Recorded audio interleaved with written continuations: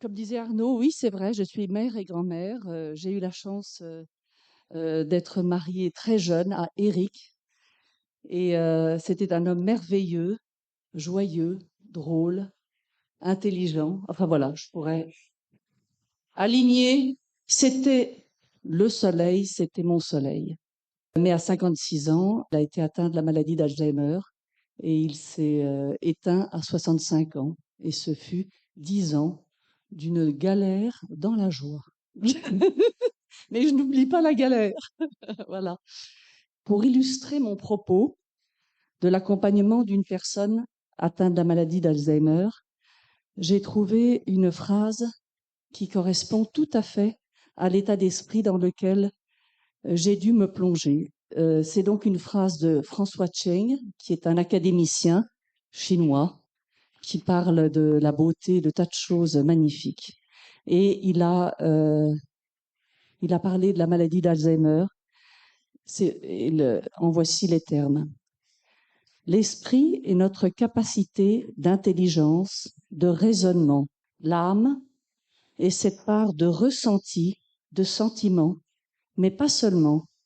C'est aussi la perception de la beauté, la capacité d'aimer et de communiquer. L'esprit raisonne, R-A-I-S-O-2-N-E. J'ajoute, il nous fait penser. L'âme résonne, R-E-S-O-2-N-E. Elle retentit. La maladie d'Alzheimer nous offre la voie royale pour faire ce court et ô combien difficile chemin entre l'esprit et le cœur. Autrement dit, quitter la raison, le raisonnement, et glisser vers ce qui résonne. Mais évidemment, ce glissement a pu se faire à travers de nombreuses d'étapes, quelques étapes que vous connaissez sûrement, qui est tout d'abord le déni. Éric avait subi un scanner lorsqu'il se sentait faiblir et le choc de l'annonce a été si grand qu'il l'a rangé à son bureau. Ça, c'était le déni d'Éric. Comme je vous ai dit, nous étions un couple heureux et lorsque j'ai compris j'ai pressenti qu'il y avait quelque chose, c'était évidemment dans le caractère d'Éric. Il était devenu plus ombrageux, il prenait plus de décisions, il supportait pas les conflits. Or, dans un couple, on a toujours des conflits, hein, n'est-ce pas? Je vais rien vous apprendre. Donc, je voyais qu'il était irrité, irritable, et les personnes avec lesquelles il travaillait ne restaient pas. Et les secrétaires défilaient comme ça en disant non, non, moi je ne reste pas. Et un jour, je lui ai trouvé une nouvelle secrétaire. Je me suis dit, je vais la rencontrer pour un peu savoir qu'est-ce qui se passe. J'arrive au bureau, à son bureau, bureau d'Éric, et je vois son lieu de travail qui ressemble vraiment à une chambre d'adolescent. Vous voyez, des papiers partout, du foutoir partout, des poubelles pas vidées, et en face de moi, cette nouvelle secrétaire. Et je m'aperçois à ce moment-là qu'il y a quelque chose de grave. Et cette mise en image de ce désordre me montre, au fond, sa maladie. Donc, toutes les deux, cette secrétaire qui était une amie, on regarde et on comprend qu'il y a quelque chose de grave. Donc, on se met à empiler des feuilles, on ne sait pas très bien, tout est par terre. On s'agite et puis on range, pas d'une manière logique, parce qu'on ne sait pas par où commencer. Et je trouve une radio, cette fameuse radio que Éric avait subie 1 an auparavant, tremblante. J'ouvre, je vois le numéro de la neurologue et j'appelle. J'ai un rendez-vous dans l'après-midi et nous voilà chez la neurologue dans l'après-midi. Et à peine assise dans son cabinet, elle me dit, Madame, je vous attends depuis 1 an. Oui, ah bon, ok. forte présomption d'Alzheimer. On tombe, on tombe. Je crois que les annonces comme ça sont toujours mal annoncées. Enfin, je pense que cette neurologue a dit les termes, mais nous l'avons reçu comme une déflagration intérieure. Voilà, je crois que toute annonce est reçue comme une déflagration intérieure. Pour ma part, donc Eric était dans le déni et je lui en veux pas. Le déni est un espace classique dans lequel tout le monde passe et je pense qu'il est utile. Et puis on ressort du chapeau quelques jours, quelques temps après, quelques années après l'événement. Voilà, c'est quelque chose que je respecte. Pour ma part, j'étais aussi dans le déni parce que l'été, je m'occupais de ma mère qui était aussi atteinte de la maladie d'Alzheimer. Et au fond, je rentrais fin août au Bercail, en Belgique, et j'avais d'étranges douleurs et je n'arrivais pas à, je dirais, à comprendre que ce que je vivais l'été, c'était la même chose que chez moi. Donc, j'étais aussi dans le déni. Mais ce médecin nous a bien rappelé à l'ordre et nous a bien sonné. Donc, grand choc. Euh, nous étions, après ce choc, déflagration intérieure, euh,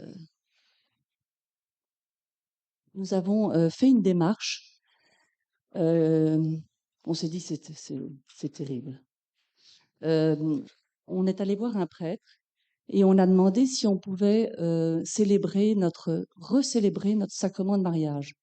Il m'a dit, mais tout à fait. Ah, parfait. Donc, il faudrait, ça serait bien. Maintenant, vous avez combien d'enfants? 4? Ah, bah, très bien. Venez donc avec vos 4 enfants et prenez votre livret de messe. Je vous conseille de le garder à vie, hein, parce que ça, vous allez voir, ça sert. Donc, je le retrouve, je l'avais. Et demandez à vos enfants de venir. Donc, voilà. Et envoyez-moi un mail en disant, ce sera telle date. OK, parfait. Les enfants, non, pas aujourd'hui, non, pas demain, non, pas après. Voilà. Vous voyez, ils ont une vie... voilà, ils ont une vie abondante et voilà. On tombe sur une date, j'écris au père, voilà, ça sera telle date. Préparer quelque chose, oui, oui, oh, oui, oui, oui, oui. Je ne prépare rien, je suis à l'époque une poule sans tête, vous voyez, qui court, qui ne sait plus quoi dire, quoi faire. J'arrache mon livret de mariage et je m'apprête à le donner au prêtre. Ma bouche est déjà ouverte pour dire, j'ai rien préparé comme une bonne élève. Et il ouvre et il me dit, oh, c'est amusant, l'évangile d'aujourd'hui est le même d'il y a 30 ans. Même jour, pas même jour, mais même texte. Et à partir de ce moment-là, et tout au long de ces 10 années, j'ai eu des clins d'yeux assez fantastiques que je vais vous raconter petit à petit. Donc, on a eu cette messe et je me sentais comme portée, soutenue, présent. Le Seigneur était présent à moi et à toute cette catastrophe. Ça nous a pas empêché d'être dans la colère, hein, une fois que le verdict tombe, mais on tombe bêtement, enfin bêtement, non, je pense que c'est classique, on tombe dans la colère parce que Eric, lui, c'était un consultant, il avait son trésor, était son cerveau, et puis tout d'un coup, il perd ses capacités. Il a un sentiment d'inutilité, une frustration d'une vie qui s'en va, jeune, 56 ans, on est dans la force de l'âge, auquel il ne prend de moins en moins part. Il devient dangereux en conduite, donc j'essaye d'éviter qu'il conduise. Et puis, les médicaments font pas bon ménage avec la boisson, donc il y a le problème de la boisson qui peut apparaître. Et tout ça, c'est ce qu'on peut définir comme un deuil blanc, c'est-à-dire que la personne est là, mais on appelle ça donc perdre ses capacités. C'est comme un deuil blanc. Alors pour ma part, je ne m'empêche pas de faire des reproches et t'aurais dû, parce que nous tombons dans un désordre administratif extraordinaire. Parce que voilà, avec la maladie, Eric oublie des choses et je mets presque 10 ans à remettre sur pied une situation administrative. Voilà, donc reproche, vous imaginez, t'aurais dû, t'as pas fait, tu m'as pas dit, voilà, reproche classique. Et puis évidemment, on annonce ça aux enfants, aux amis, et La maladie, ça fait peur, hein. Alzheimer, oh là là, ça sort d'où? Qu'est-ce que ça veut dire? On ne comprend pas. C'est quelque chose qui déraisonne. Donc évidemment, on se trouve dans une solitude et un isolement extraordinaire. On habite son propre pays, qui est d'adoption, la Belgique, et je me retrouve au milieu d'une île, au milieu d'une île, avec un téléphone qui ne sonne jamais plus, avec voilà un sentiment d'une solitude extraordinaire. La colère revient, repart, voilà. Et puis à un moment donné, il y a l'acceptation. Le, je dirais quelque chose de accepter une maladie, c'est pas facile. J'ai trouvé un autre mot qui me paraît plus, c'est consentir à la maladie. C'est-à-dire que, voilà, on l'accepte avec toutes nos faiblesses, nos colères, nos consentir. Je trouve ça quelque chose de plus doux. Et un samedi après-midi, il fait beau comme aujourd'hui, et je refuse une réunion familiale parce qu'Éric me dit, oh, mais je reconnais plus les gens, tout ça, je peux pas. Je dis, bon, d'accord, on n'y va pas. Et puis, le soleil darde, il brille, il fait beau et on n'a absolument rien à faire. Et je me dis, en fait, c'est pas juste. Il y a quelque chose qui n'est pas juste dans cette vie.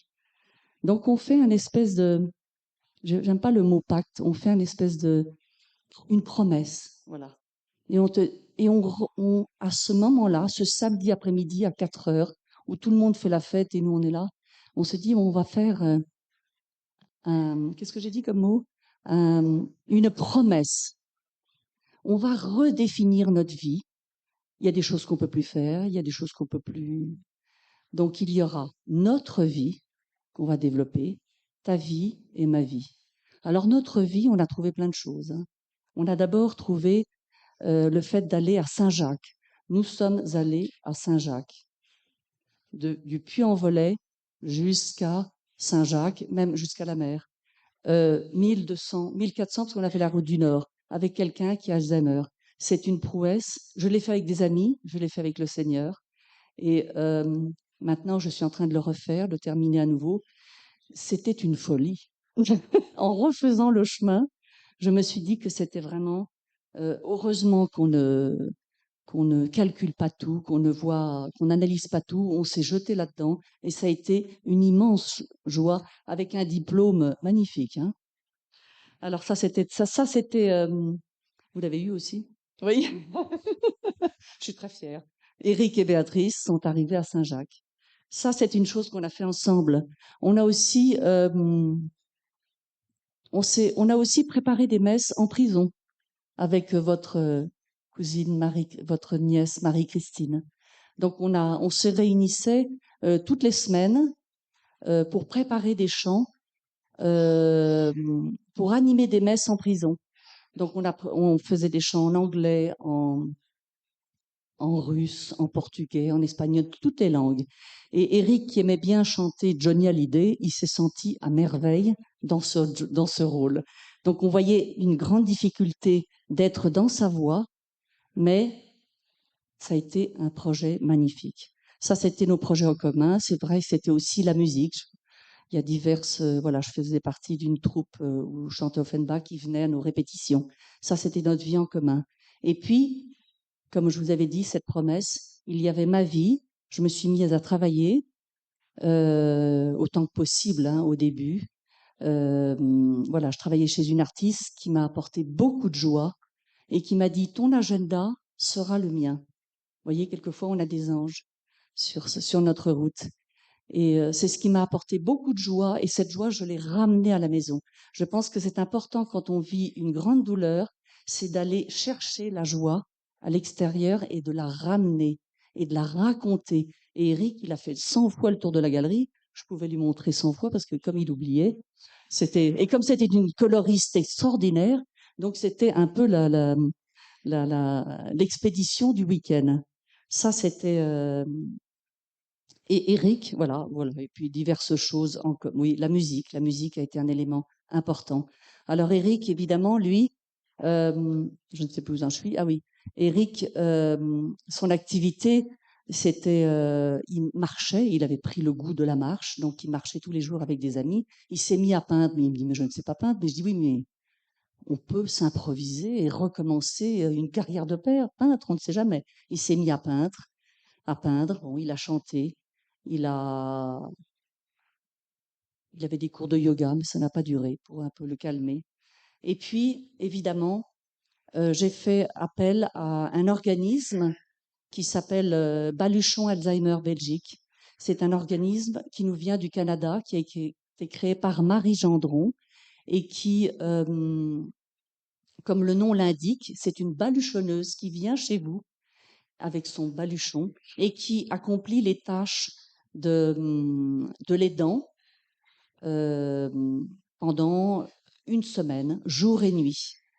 Et je faisais appel à cet organisme j'ai fait appel à cet organisme pendant des années, une semaine en hiver et une semaine en été. Voilà, c'est pas beaucoup, mais ça donne une perspective. Ah, dans 6 mois, je pourrais peut-être dormir un peu. Euh, je ris, mais en fait, je n'oublie pas tous ceux qui sont dans cette problématique. S'occuper de quelqu'un qui a Alzheimer, c'est très dur, c'est très difficile, c'est très douloureux. C'est, il y a une manière de le faire. Il y a, il faut toujours valider ce que dit la personne. Il faut jamais la contredire. Il faut valider. Et si il y a quelque chose qui est, par exemple, à 9 heures du soir, Eric me dit, tiens, si on allait marcher, il était en décembre, 12 décembre, et au lieu de dire non, j'ai trouvé une parade en disant, ben alors, on va aller chercher ses affaires de ski, hein, parce qu'on va pas avoir chaud. Et à ce moment-là, il rit, et c'est une manière de dire, d'ouvrir une porte au lieu de non. Parce que le non a quelque chose pour quelqu'un qui est atteint de la maladie d'Alzheimer, c'est un affront. C'est quelque chose qu'il vit mal. Donc c'est oui, mais il faut répéter les choses, il faut acquiescer, il faut sécuriser, il faut rendre son appartement ou sa maison accessible à une personne qui est en perte de repère. C'est-à-dire que moi, je mettais des gommettes sur les interrupteurs. J'éliminais énormément de choses parce que comme c'est un brouillard dans sa tête, il faut éliminer beaucoup de choses. Un jour, dans ma salle de bain, il m'a enlevé tous mes produits de maquillage et crème et tout. Il m'a dit c'est trop. Donc voilà, j'ai compris. Mais c'était assez symbolique, vous savez. On élimine des choses. Il m'a appris beaucoup, hein, Eric. Des choses qui ne sont pas forcément utiles. Et le téléphone toujours au même endroit, le verre au même endroit, et tout ça, c'est pour prolonger son autonomie. Donc voilà, il y a un aménagement à faire. Et puis la maladie avance, donc on accompagne. Et le centre de jour s'est imposé. Euh, voilà, en fait les changements de situation. C'est pas la personne qui est l'accompagnant, comme je vous ai dit hier. C'est pas l'accompagnant qui peut déterminer si c'est le moment. C'est une personne extérieure, parce que nous on est dans le guidon, c'est comme ça on dit. On est dans le guidon, donc on le nez dans le guidon, donc on ne sait pas, on ne sait plus si quel est le niveau de la maladie. Et c'est une personne parce que j'emmenais Eric à une pièce de théâtre et puis il râlait toujours. J'ai dit oui c'est bien, c'est bien. Et puis je demande à Idemi, mais en fait, tu trouves ça bien? Il me dit pas du tout, c'est pas sa place. Donc souvent, le regard extérieur sur la maladie aide l'aidant à évoluer, à avancer. Et c'est ainsi que j'ai demandé à cette dame qui m'a dit, mais c'est pas du tout sa place, une copine, qui me dit, mais en fait, tu devrais penser au centre de jour. Parce que c'est vrai qu'Éric développe une inquiétude, développe des angoisses. Il ne dort plus la nuit parce que il sait que demain il a un agenda de minutes, ce que je lui ai arrangé. Donc il y a des choses qui ne correspondent plus.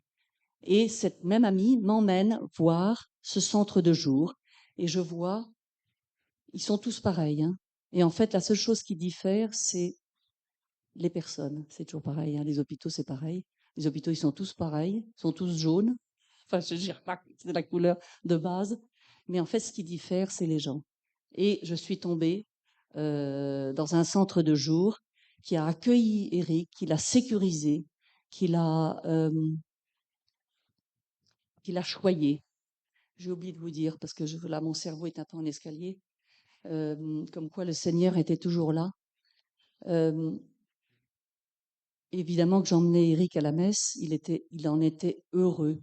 Et vous connaissez les petits pains, les petites phrases, les pains de parole, voilà, c'est comme ça qu'on dit.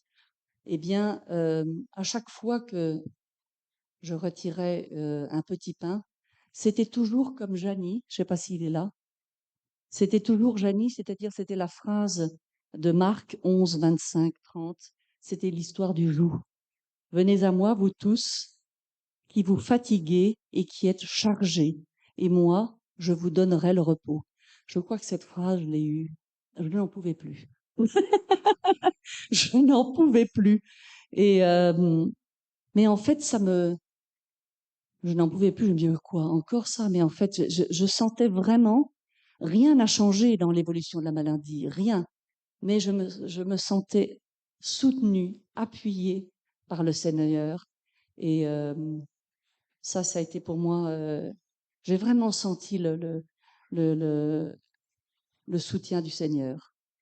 Et puis, je reviens au centre de jour, et puis à un moment donné, ces lieux ne, ne conviennent plus, parce qu'il faut bouger. Et plus on avance dans la maladie, plus l'univers se réduit. Finalement, Eric habitait tout mon appartement, mais c'était trop. Il finissait par vivre dans la cuisine et la chambre. Et puis, il y a eu ce centre de jour où l'univers se réduit. Et puis, c'est encore trop grand parce qu'il faut se déplacer. Et en fait, on s'aperçoit que les résidences, c'est pas l'idéal, mais une résidence offre comme un cocon. C'est pas l'idéal, hein, mais il y a quand même cette idée de cocon dans lequel Eric ne bouge plus et il est sécurisé. Ça, c'est le côté positif d'une résidence. Donc, je vais vous raconter le week-end où on me téléphone. Donc, quand on est au centre de jour, on s'inscrit automatiquement dans une résidence que l'on prend ou pas. Donc, je m'inscris dans une résidence, je la choisis, et j'espère qu'on m'appelle jamais. Quelques années après, on m'appelle, et c'est un vendredi soir, et on me dit, lundi, vous me direz si vous voulez que Eric rentre dans cette résidence. Aïe, dure décision. J'ai une amie qui me demande absolument d'aller à la messe à, chez les franciscains à Bruxelles. Je dis oui, mais c'est 10h30, hein, la messe. C'est tôt. Quand on doit habiller quelqu'un, le réveiller, l'habiller, lui donner ce petit déjeuner, j'ai dit d'accord, mais tu m'aides. Parce que j'arriverai pas. Moi, 10h30, mettre Eric dans la voiture, le sortir. Et pour moi, c'était beaucoup. Irène me dit, OK, je t'aide, pas de problème. Et on arrive, et on arrive à temps. Et on a une très belle messe, très joyeuse, comme ici. Vraiment plein de chants et qui vous animent, vous raniment. Voilà, j'aime beaucoup cet endroit. Après cette messe, on peut se faire bénir par Daniel Marie et je fais la queue parce qu'il y a beaucoup de monde qui demande sa prière. Eric, je l'habille bien, donc on ne peut pas bien. Je fais un effort le dimanche et on ne peut pas vraiment voir ce qu'il a. Et puis je viens jamais dans cette église, c'est trop tôt pour moi. Donc j'emmène Eric devant Daniel Marie et il lui pose les mains sur le front et il lui dit, je te donne la grâce du calme et tout ce qui tourne autour du calme. Et je me suis dit, ça c'est bien vu, le Seigneur a bien vu. Et puis je pars et puis zut, j'ai oublié moi. Je reviens, je refais la queue. J'ai dit à Daniel, je suis désolée, mais en fait j'ai oublié moi. Et il me dit, pose la main sur mon front et il me dit la décision que tu as prise, c'est la bonne. Celle de rentrer dans cette résidence. Mais ça m'a guéri de cette démarche si difficile d'une épouse face à son mari qu'elle aime depuis l'âge de 19 ans. Je ne suis pas passée par le remords ni rien du tout. Et je suis rentrée, je l'ai expliqué à Eric. Moi, je ne fais rien sans expliquer ce qui se passe, ce que je vais faire, toutes les démarches que je vais faire. Donc Éric rentre dans cette résidence et petit à petit, nous rentrons dans le monde, ce qu'on appelle le monde du silence. Vous vous rappelez de les émissions avec, je sais plus, le monde du silence. Oui, Cousteau. Ben voilà, j'ai trouvé que voilà, le monde du silence, ça correspond à la maladie d'Alzheimer, c'est-à-dire moins de mots, moins de paroles, moins d'échanges. Mais, et c'est là où je veux venir à la citation de François Cheng, à la résonance. Grâce, je peux dire grâce, mais avec peu de mots, on peut avoir une résonance extraordinaire. Je vais vous en raconter deux, trois petites histoires. J'avais oublié de vous dire que ma mère avait donc Alzheimer, oui, je vous l'ai dit. Et un jour, je m'occupe d'Éric, mais je vais de temps en temps à Paris voir ma mère. Et je rentre en trombe dans sa chambre. Elle était debout, habillée, ne parlait plus, mais elle était droite comme un i. Et je rentre sûrement violemment dans sa chambre, brisée, le cœur brisé. Et elle me regarde, je la regarde, et elle me dit, ils ont été méchants. C'était vraiment ça. J'avais reçu une parole très négative. Elle avait senti totalement et complètement. Et je me suis jetée dans son lit, comme une adolescente, comme ça. Elle est venue et elle a fait comme ça. Et voilà. Ça, c'est ce genre de résonance que l'on peut avoir. Il n'y a pas de mots. Il y a, ou peut-être une phrase, ou peut-être un mot, mais c'est vraiment, c'est pour ça que moi je crois qu'il y a quelqu'un jusqu'au bout, hein. On ne ferait pas croire le contraire en disant l'esprit n'est plus là, la personne ne me reconnaît pas. Non, il y a une espèce de connexion qui se fait à travers, je sais pas, une forme de résonance, une forme d'amour qui est là, présent, d'échange. Oui, Eric ne sait plus qui je suis, quelquefois, mais je lui apporte la calme et la douceur. Puis après tout, si je suis la sœur, l'épouse, finalement, ça n'a pas d'importance. Ce que je vois, c'est le bonheur que nous avons à être ensemble. Quelquefois, il s'énerve, hein. Faut s'oublier. Alors d'ailleurs, Eric m'a dit ma plus belle déclaration d'amour. Il m'a dit je t'aime. Bon, les mots sont assez réduits, le raisonnement est assez réduit, mais c'est la plus belle déclaration d'amour que j'ai eue. Il me dit je t'aime toi et le bon Dieu. Oh, je te forme bien ça. C'est simple, mais je crois que j'ai eu la plus belle de ma vie. Une déclaration. Voilà, c'est cette vie-là. Elle est pas facile. Elle est empreinte de tristesse. Elle est empreinte de désolation. La famille souffre. Ça, je n'oublierai jamais. Mais j'ai eu des trésors. J'ai eu de nombreux trésors, des petites phrases comme ça qui m'ont, qui sont une forme d'héritage et pour lequel je veux, qui me nourrit et qui m'a permis d'écrire ce livre. C'est très marrant ce livre. Je l'ai écrit un jour. Ma fille me dit "Oh maman, tu te plains tout le temps." La claque que j'ai eue. Et en fait, je trouvais que se plaindre n'était pas une manière de faire quand c'est horrible. Quelqu'un qui se plaint, c'est voilà. Donc j'ai fermé ma bouche.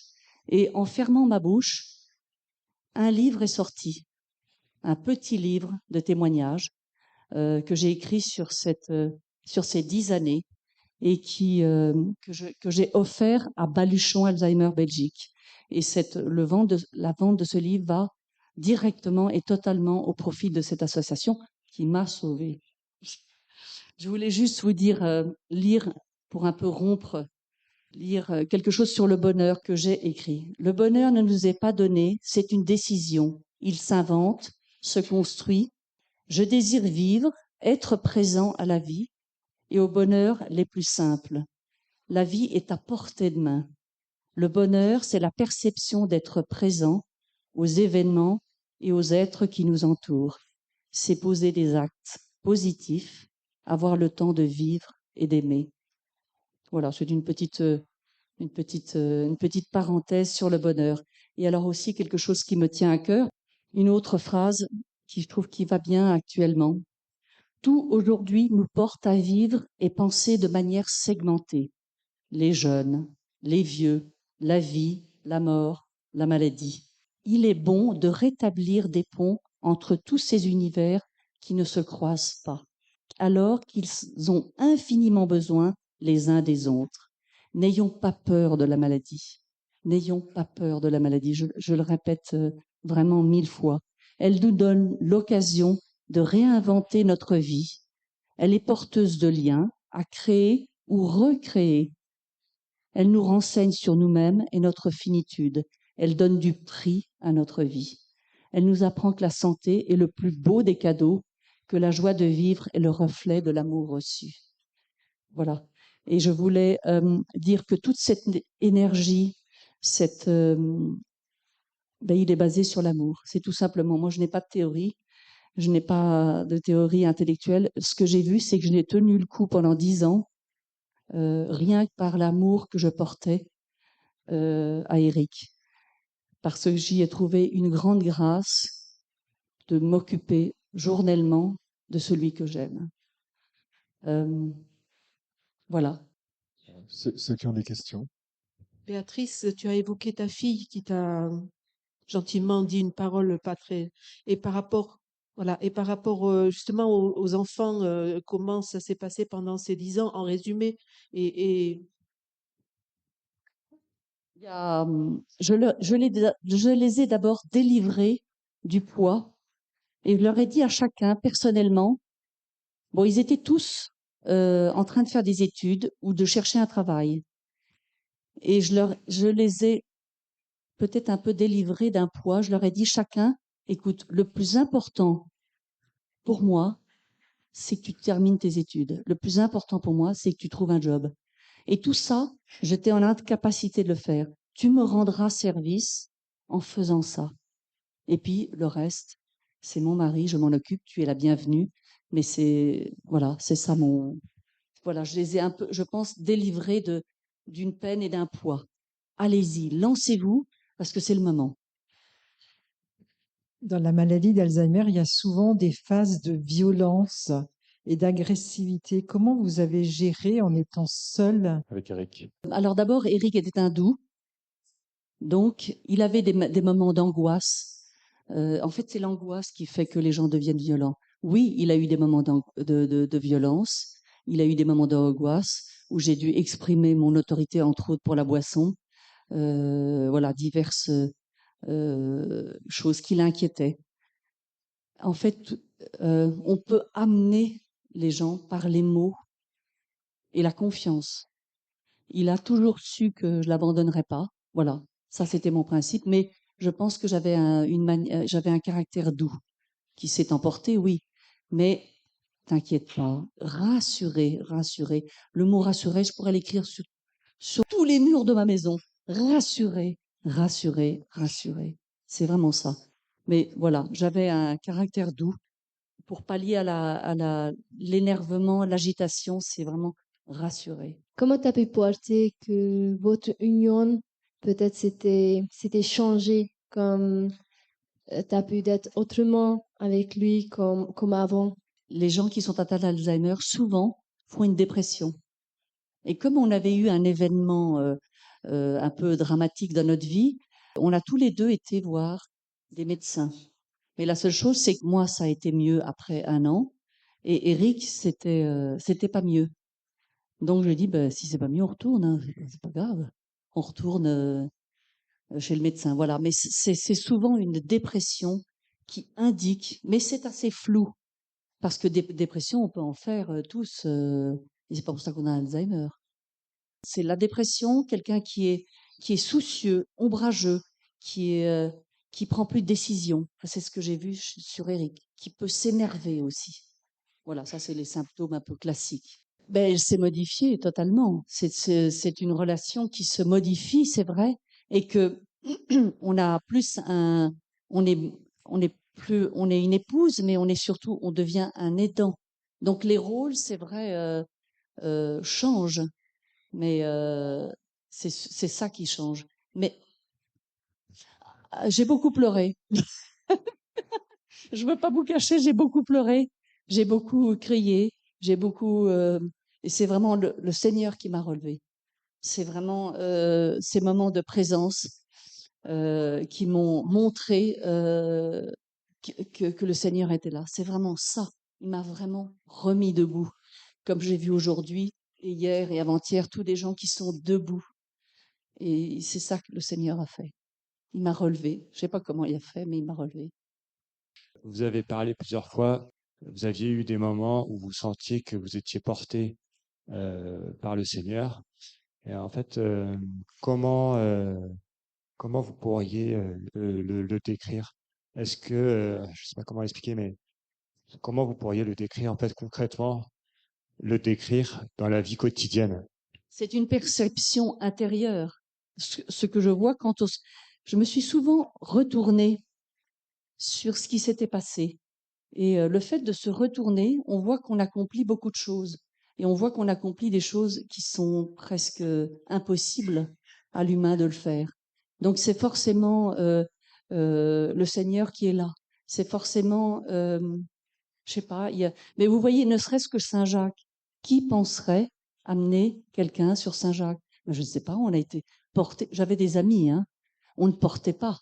J'ai été soutenue par des amis qui m'ont amené, les bagages étaient portés, les lieux de gîte étaient organisés. Donc en fait, il y a un sentiment où on se sent porté comme le joug. On vous aide. Le Seigneur aide à vous porter. Et puis si quand on se retourne, moi, c'est quand je refais Saint-Jacques, là, je dis, mais ça va pas, non, mais c'est impossible. Allez-y, faites-le. Moi, je sais pas, sans le bon Dieu, ça marche pas, hein. Donc c'est vraiment en se retournant sur cette vie passée où on se dit, tiens, c'est impossible humainement, et il y a que le Seigneur. Alors une autre événement que j'ai trouvé extraordinaire. La foi d'Éric a été basée sur, il avait une foi qui était présente, mais ce qui a été le déclic de sa vie, c'était le texte de le Fils prodigue. Et bon, très bien. Et d'ailleurs, quand mes enfants faisaient des bêtises, ils disaient, je suis le fils prodigue. Donc ça, c'était, vous voyez, pour vous dire combien c'était dans la famille. Et lorsqu'on a célébré une messe après 1 an au couvent, de nouveau, il y a un écran comme ça, hein. Donc on choisit la date. On se dit, telle date? Non, telle date? Oui, on fait ce dimanche-là. Ok, mes enfants viennent, je suis très contente. Et en grand apparaît le tableau que Éric a admiré toute sa vie de Rembrandt. Donc, le fils prodigue. Donc, moi, j'ai rien demandé, mais ça voulait dire, je suis là, hein. Même s'il n'est pas là, je suis là, hein. Donc, j'ai souvent eu des clins d'yeux comme ça, qui m'ont, voilà, moi, je vis de clins d'yeux, voilà. Avec ces circonstances, est-ce que vous arriviez encore à aimer votre époux d'un amour d'épouse? Mais non, évidemment, c'est pas le même amour que quand on a 20 ans, c'est pas le même amour quand on a 40 ans. Mais moi, ce qui m'a infiniment touchée, c'est sa fragilité. En fait, il m'a vraiment mis à l'école de la personne malade, fragile. Et je me suis mis dans ses pas et dans son regard. Et c'est lui qui m'a appris. C'est pas donc c'est un amour forcément qui se modifie, qui s'affine, qui se qui est beau, en fait, qui est très très beau. Enfin voilà, j'ai eu cette chance-là. C'est mon soleil. Comment avez-vous vécu les derniers moments? Les derniers moments sont toujours très douloureux, évidemment. Mais il était inquiet en fait, quand on lisait l'évangile à l'hôpital, il était out, si je peux dire. Quand on lisait l'évangile, mes enfants lisaient l'évangile, il y avait l'œil qui se dressait, il écoutait. Et je pense qu'il était très inquiet de l'avenir de son épouse et de ses enfants. Et en fait, quand il s'est éteint, quand le souffle s'est apaisé, ben, je l'ai rassuré sur moi-même en disant, voilà, je suis costaud maintenant, ça va y aller. Et les enfants, ben, ils ont trouvé, tout va bien, tu peux y aller. Voilà, ça a été pour moi, voilà, je l'ai soutenu dans ces derniers moments en le rassurant encore, tu peux y aller, c'est bon, je suis là, je tiendrai le coup.